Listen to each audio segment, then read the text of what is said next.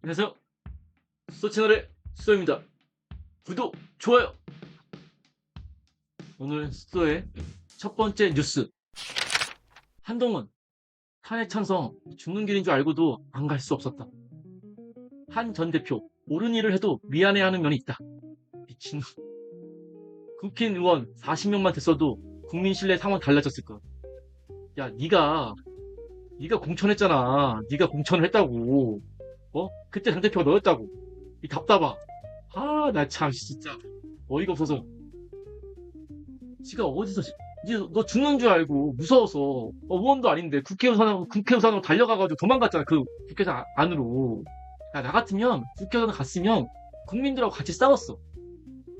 그 장갑차 탱크 뒤로 눕고 같이 눕고 그게 정부가. 야, 거기서 네가 모험을 걸었어야지. 그런 정도로 해놓고서 이런 얘기하면 납득이 간다고. 아니, 그리고 탄핵 찬성하면 뭐하냐? 당대표가 자기 당 의원도 하나 컨트롤 못해서 탄핵 부결됐잖아, 결국은. 그리고 지난번에 당대표 결국 너 쫓겨났잖아. 윤두머리 때도 법무부 장관으로 들어가서 김건희 수사 받고 사적 불법 개입 의혹도 순간 많았잖아.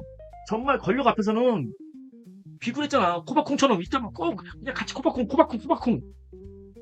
진짜. 그리고 빠루 여신 나경원과의 썸씽 그거 한번 보고 가자. 그 영상 한번 보고 가시죠.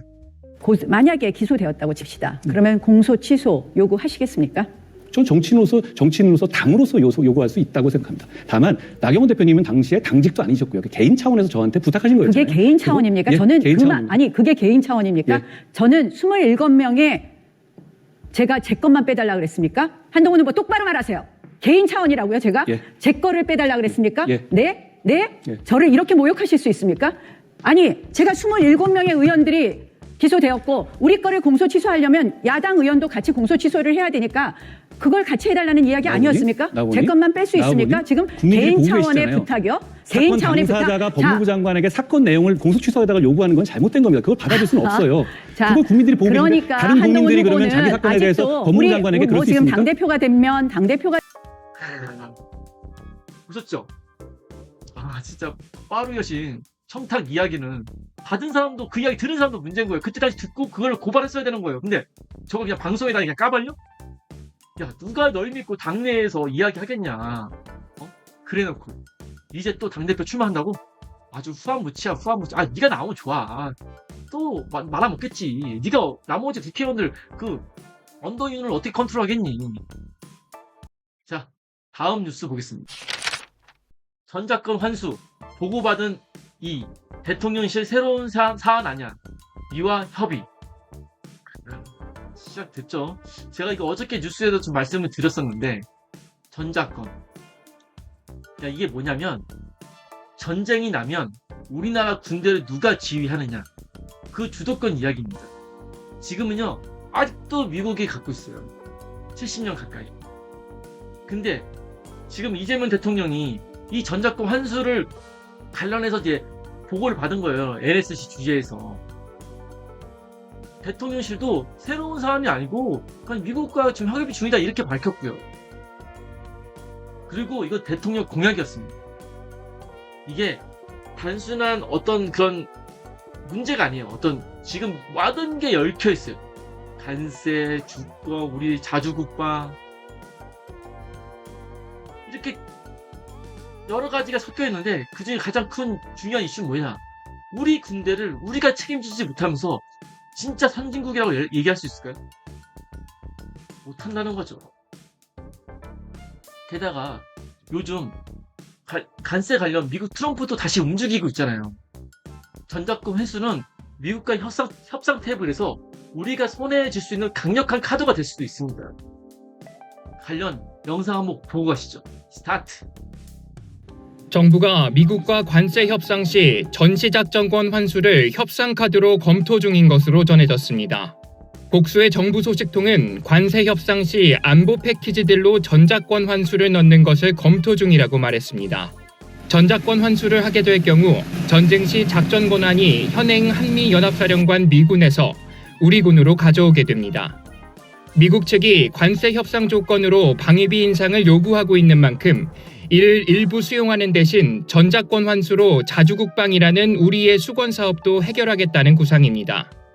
전작권 환수는 이재명 대통령의 대선 공약이기도 합니다. 2006년부터 추진돼 왔지만 독자적인 작전 수행 요건이 완성되지 않았다는 이유로 미뤄져 왔습니다.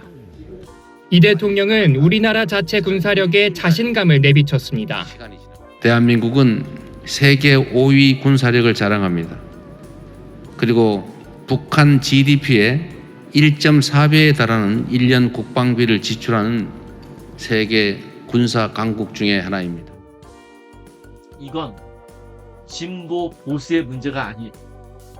노태우, 김대중, 노무현, 이명박까지도 전작권 환수는 공통의 목표였습니다. 이제는 말이 아니라 실행할 때입니다. 우리 안보를 우리 손으로 책임지는 나라. 전작권 꼭 가져와야 합니다. 다음 뉴스. 윤건영, 윤석열의 경호처 고발에 경호처 완전 뒤집혀. 제보 본물 터질 듯. 이제 윤건영 더불어민주당 의원이죠. 혹시나 모르시는 분 있을 것 같아서 더불어민주당 의원입니다. 이번에 내란 때도 많이 활약을 많이 하셨죠. 굉장히. 내란 우두머리 윤두머리가 얼마나 치졸한 인간인지. 지금 자기 경호처 직원을 형사 고발했어요. 경호처가 대통령실 비화폰 통화 기록을 경찰에 이미 제출한 것 가지고 고발을 했습니다. 미친놈. 한마디로 시키지도 않은 일 니들이 왜 마음대로 했냐 이거예요. 완전 제정신이 아니에요. 그리고 나서 지가 나는 시킨 적이 없는데 지들이 알아서 한 거다. 완전 미친놈. 이 제정신. 진짜 제가 진짜 어떻게 리더가 진짜.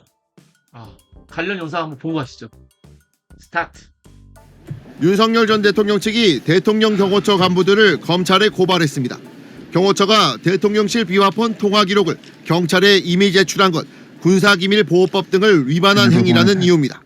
만약에 확보를 하려면 군사 2급 비밀이기 때문에 기밀 해제 절차를 별도로 거쳐야 하고 또 해제 절차 이후에 또 그 대통령 기록물 생산 기관의 장이 공개 여부를 결정할 수 있는 것입니다. 근데 이런 절차가 전혀 다 무시됐고 고발된 이게 말이 됩니까? 그냥 조용히 사는 사람들, 묵묵히 윤두머리를 지켜주던 사람들이에요. 이제는 그 안에서 불만, 제보, 폭로가 막 쏟아지고 있대요. 근데 이런 사람이 나라를 맡았으니 같이 일했던 사람들조차 등을 돌릴 수밖에 없는 거죠. 윤두머리 인성 아주 끝내줘요. 윤두머리? 너가 그 정도밖에 안 되는 인간인 거 나는 진작에 알고 있는데도 결과를 보니 참 너라는 사람 비루하다. 정말 비루하다. 자, 다음 뉴스. 돈 한 푼 없이 들어갔다는 윤. 이번엔 운동 시간이 없다. 윤석열 전 대통령이 돈 한 푼 없이 들어갔다며 명치금 계좌번호를 공개한 김계리, 김계몽. 이번엔 운동 시간이 없다. 아주 국어를 해요. 국어를 해. 아니 내란 일으킨 혐의로 들어간 놈이 거기서 조용히 반성이나 하고 있어야지. 하루하루 언론 플레이 하고 있고 지지자들 계속 감성 자극하고 한줌도 안 되는 지지자들. 이 개몽녀 김개몽. 야, 왜 영치금을 달라고 계좌번호를 오픈하는지 진짜 이해가 안 간다. 너 진짜 돈이 없니? 아니 지 마누라 김건희는 총장이 몇백억씩 있을 텐데 그 돈으로 영치금 보내달라고 해. 왜 자꾸 지지자들 구걸하냐. 정말 쪽팔리게. 맞아. 만약에 김건희가 내 마누라면 난 진짜 가만히 안 둬. 인권 침해보다 마누라 무시가 더 짜증나는 거 아니야? 나 같으면 내 마누라가 저렇게 가만뒀으면 나는 진짜 가만히 안 있어 진짜. 윤두머리는 참외도 반성도가 아니고 정치쇼, 감성 파리, 후원금 장사 이 이상도 이 이하도 아니야. 그냥 지 마누라가 앵벌이 시킨 거야, 앵벌이. 윤두머리를 앵벌로 시킨 거라고. 아, 그것도 김계몽을 앞세워서. 쪽팔린 줄 알아야지, 진짜. 자, 다음 뉴스 보겠습니다. 국회와 정부 믿고 돌아간다. 의대생들 학교 복귀 선언. 이건 진짜 대단한 겁니다. 진짜 정권 바뀌지 한 이제 40일 차인데 벌써부터 이런 성과를 내니. 와, 지금 의대생들이 뭐라고 했는지 아세요? 국회와 정부를 믿고 복귀한다.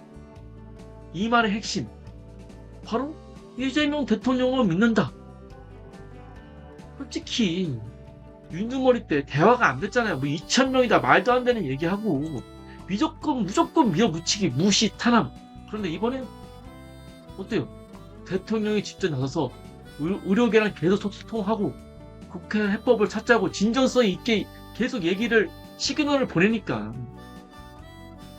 자, 이재명 대통령이 뭘 보여준 거냐면 정치가 국민의 고통과 갈등을 풀 수 있다는 가능성을 보여주는 거예요.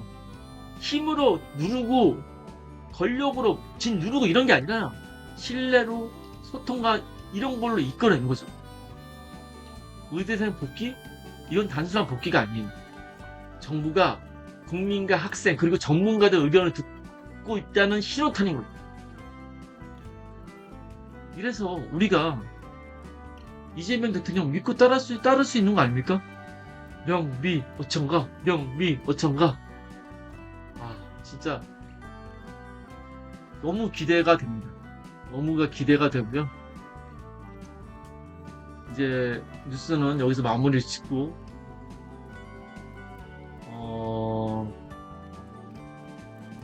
항상 마지막에는 이제 제 개인사를 하나씩 좀 풀어보려고 합니다. 재미있었던 이야기들. 제가 살면서 이 얘기 한번 해보려고. 딱 3분 정도 얘기할 건데, 운칠 기사. 과연 살면서 운이 더 중요한 걸까? 노력이 더 중요한 걸까라고 생각해 봤을 때, 저는 운이 7이고 노력이 3이라고 생각해요. 근데 운 7 없이 노력 3으로 인생을 살 수 있어요. 그냥 그렇처럼. 근데 운 7로 노력 3 없이 운 7로 인생을 살 수는 없어요. 노력은 뭐 사람들이 뭐 이만큼 하면, 어떤 사람은 남들보다 이만큼 더 하면 더 올라갈 수 있다, 뭐 그걸 측정을 잘하는데 그 기준이 누가 정하는 거야? 아무도 몰라요. 그 기준은 어떻게 정해? 누가 어떻게? 나는 죽을 만큼 했는데 내 가지고 있는 것만큼 다 했는데 안 되는 경우도 있어요. 운칠 기삼이란 말을 믿으면서 저는 무슨 얘기를 하냐면, 노력은 하되 그 노력에 대해서 결과를 상상하지 말자. 어차피 결과는 운이니까. 그 결과가 나쁘게 올지언정 그 또한 받아들이자. 그건 당신의 잘못이 아닙니다. 당신의 잘못이 아닙니다. 당신이 노력을 했다면 운칠이 없어도 그럭저럭 할 겁니다. 하지만 당신이 노력하지 않았다면 할 수 없어요. 그러니 운칠기삼을 믿고 결과에 너무 집착하지 말고 내가 하는 거에 대해서 그냥 쭉 가는 거예요. 요즘 just do it. 그냥 해. 노력의 측정은 몰라. 아무도 몰라. 그냥 합시다. 인생 뭐 있습니까? 저도 지금 그냥 하고 있습니다. 감사합니다. 수저뉴스 여기서 마무리하겠습니다.